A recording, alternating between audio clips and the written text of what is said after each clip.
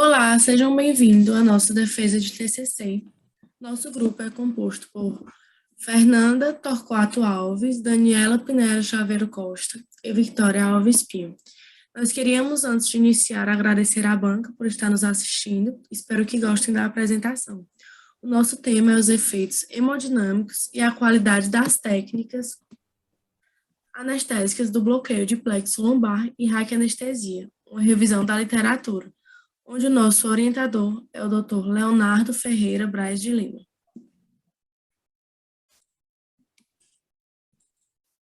Eu vou falar um pouco sobre os materiais e métodos.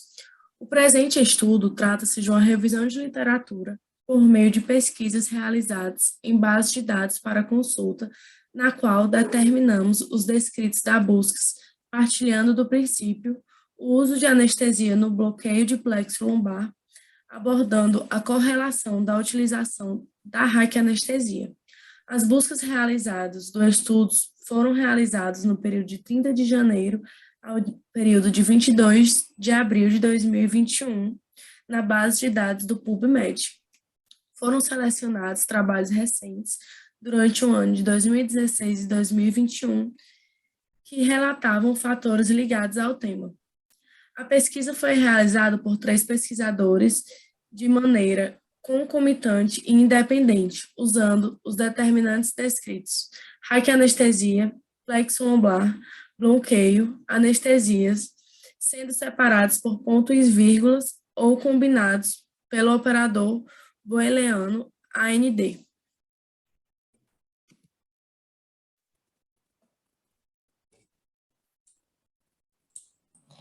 Começar agora falando sobre o que é o nosso trabalho, né? Os plexos, eles são considerados, pela anatomia, uma rede de nervos e vasos que são formados a partir da organização, tanto de nervos espinhais ou raquídeos, né? E o que é esses plexos? É a união dessas raízes nervosas, né, que emergem na nossa coluna vertebral e que formam os nervos espinhais, responsáveis pela innervação de várias estruturas, né? É onde se inicia a medula espinhal e segue formando esses conjuntos de direcionamento dos órgãos, né, designado. Existem 4 tipos de plexos, né, e o que é a função deles? É fazer essa inervação, tanto do peito, ombro, braço, antebraço, o plexo lombar, né, que leva que é das costas, abdômen, virilha, as ligações, e faz essas ligações nervosas da cabeça, do pescoço. Então, por exemplo, os plexos, ele é responsável por fazer tipo, a inervação desse processo, né? O, o nosso foco é o plexo lombar, que ele é constituído por uma fibra de rede, né, de fibras nervosas, localizada na parede abdominal posterior. E aí ele é formado por esses ramos, né, vertebrais do primeiro ao quarto nervo espinhal lombar. E dentro das suas funções, ele tem a produção, que eu gosto de falar, que é essa função de ramos, né, que ele inerva as estruturas do abdômen inferior, e também ele faz a inervação da região do membro inferior e genitália. O plexo lombar, ele é encontrado no interior do músculo pessos, sendo formado por determinados nervos, que é o íleo inguinal, o íleo hipogástrico, femoral, o gênio femoral, o cutâneo, femoral lateral, o obstrutivo, que é o cutâneo, femoral e o obstrutivo, isso mesmo. O plexo, ele permite essa cascata, né, que faz essa ligação entre os nervos, que cria esses vários níveis e funções. Essa teia nervosa, ela é muito relevante, né, em todo o nosso processo, que ela ajuda na porção de, vamos dizer, ajudar nas funções de hemostasia do nosso corpo. A gente fez essa comparação do bloqueio com a raquianestesia. A raquianestesia é um método mais antigo, né, mais utilizado, e o bloqueio de plexo lombar é uma técnica mais nova. A técnica de bloqueio de plexo lombar, ela é caracterizada, né, pela essa constituição de bloquear, vamos dizer, essa estrutura a partir da organização espinhal raquídea, né? Existem diferentes tipos de plexo, no qual, dentre eles, a gente vai falar do plexo lombar, né, e as suas funções, que está relacionada aqui em que inerva essa estrutura do abdômen, né, que é, igual eu tinha falado, do abdômen inferior, região do membro inferior e genital. O plexo lombar ele é encontrado dentro da substância do músculo pessoas, ou seja, na função do terço médio, posterior, né? E, porém, ele causa uma grande destrutura da hemodinâmica do corpo, né? Quando a gente faz esse bloqueio, ele causa uma bagunça na hemostasia, né?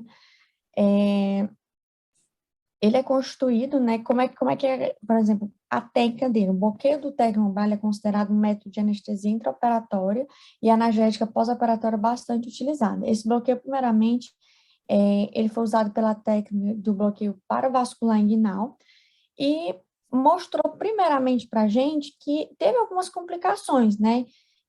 Por exemplo, paciente que apresentou hipotensão, vômito, náusea, e alguns até toxicidade do anestésico local, também hematoma retroperitoneal. A primeira alternativa que a gente viu foi a questão do risco de disseminação epidural e subaracnoide. Apesar de ser um bloqueio de nervo periférico, né, e apresentar diversas complicações graves, como hematose retroperitoneal, lesão de vísceras abdominais, abscesso de péssos do músculo pélvicos e também a administração da disseminação peridural e subaracnoide, a gente viu que, por exemplo, é uma técnica, vamos dizer, superior à técnica de raquianestesia, mas devido, por exemplo, ao nosso processo que a gente sabe que a gente tem no SUS, a gente sabe que, por exemplo, o material que a gente tem ainda é um pouco precário para ela se tornar uma técnica melhor do que a raquianestesia. E como é que é feita essa técnica? A gente flexiona o paciente lateral, quadris flexionado com o lado AC bloqueado, né, para cima, no qual o estimulador do nervo periférico é definido a 1 MA a 1,5 MA frequência de Hertz durante a corrente de 0,1 segundo. Ressaltando que também o posterior do plexo lombar, o do processo espinhoso de L4 e o processo superior da espinha ilíaca. Aí essa agulha estimuladora, né, com a bainha de 100 mililitros e um volume total de no máximo 30 ml de solução anestésica. A agulha ela deve ser introduzida perpendicular à pele, né, no local da junção do terço lateral, com 2/3 medial de uma linha entre o processo espinhoso de L4 e uma linha paralela à coluna vertebral. Aí, sendo assim, quando é passado pela espinha ilíaca posterior, né, todos os bloqueios devem ser realizados, né, e aí você consegue esse processo. Já a raquianestesia, né, que é um processo que a gente tem mais, vamos dizer, mais conhecimento, já é também chamada de anestesia raquidiana, né? Ela é uma anestesia intratecal ou uma anestesia subaracnoide, né? Que é o nome da anestesia decorrente da aplicação, né, desse anestésico local no interior do espaço subaracnoide que vai diretamente para o líquido. E como é que é o mecanismo dessa técnica? A ligação do anestésico local ao tecido nervoso, ele interrompe essa transmissão desse tecido.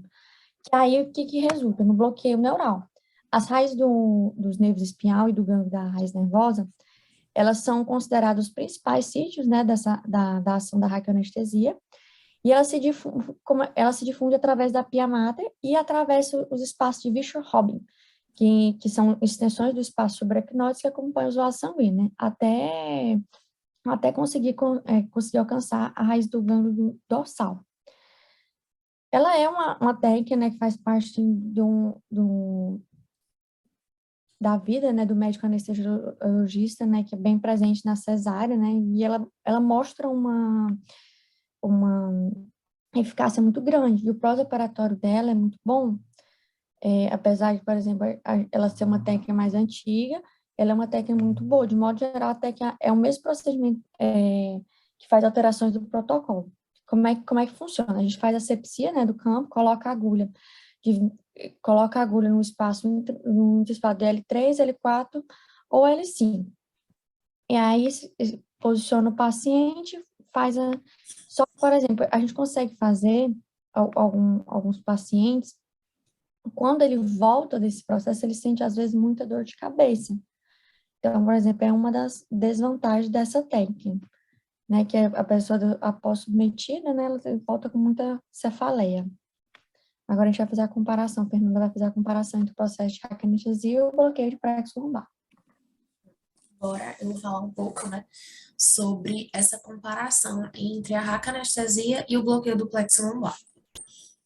Relatos na literatura mostraram que a raquianestesia, sendo realizada em pacientes idosos, ela pode estar relacionada com grandes alterações hemodinâmicas, enquanto o bloqueio do plexo lombar, né, ele já pode fornecer uma analgesia perioperatória ideal, devido não ter essa instabilidade hemodinâmica ou depressão nas funções pulmonares. O bloqueio do plexo lombar com anestesia geral e a raquianestesia unilateral, em uma visão operatória, foram descritas como medidas seguras e eficazes como técnicas de anestesia regional para a cirurgia de quadril. Para alguns autores, não existem estudos que comparem a superioridade desses dois métodos de anestesia em determinados termos para avaliar o estado funcional e a qualidade de vida no pós-operatório desses pacientes. Por meio de vários métodos de pesquisa, o bloqueio do plexo lombar está se tornando uma técnica padrão, embora seja uma técnica mais difícil. No entanto, com a introdução e a disponibilidade da ultrassonografia e o localizador do nervo, é relativamente fácil de administrar, né, tornando essa técnica confiável para procedimentos cirúrgicos de membros inferiores. Estudos clínicos também mostraram que essa técnica fornece uma melhor estabilidade hemodinâmica, mesmo em pacientes geriátricos de alto risco com doenças médicas associadas. Apesar disso, né, existe uma complicação com relação à disseminação epidural, um hematoma retroperitoneal, a injeção intravascular e o dano ureteral. Bom, agora nós vamos concluir o nosso trabalho.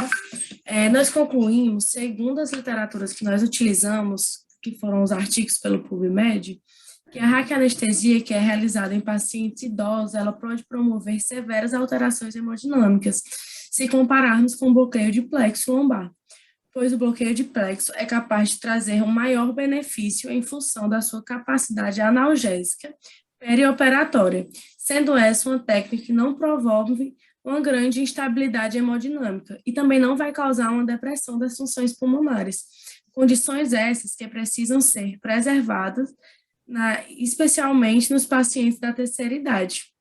A técnica do bloqueio do plexo lombar com analgesia geral e a raquianestesia unilateral foram avaliados como estratégias seguras e eficazes para cirurgias de quadril se aplicados como anestésicos regional. Dessa maneira, observamos que o bloqueio de plexo lombar está sendo cada dia mais utilizado, mesmo demandando uma elaborada metodologia de aplicação. Entretanto, tal técnica pode contar com o auxílio da ultrassonografia com localizador de nervo. Assim, vai minimizar a dificuldade de aplicação do método e garantir uma confiabilidade para a pessoa que está realizando a cirurgia no membro inferior. Por fim, evidenciou-se maiores benefícios através dessa técnica em virtude da sua estabilidade hemodinâmica, mesmo sendo relacionados casos de complicações, a relação dessas técnicas e disseminação da epidural não importa, mesmo causando hematomas retroperitoneais, injeções intravasculares e danos multilaterais, nós vimos que esse método provou-se mais eficaz e seguro, principalmente quando nós falamos de pacientes em terceira idade, onde pode promover esse dano hemodinâmico. Gostaríamos de agradecer a nossa banca por estar aqui nos ouvindo. Essas foram as nossas referências utilizadas. Espero que tenham gostado da apresentação.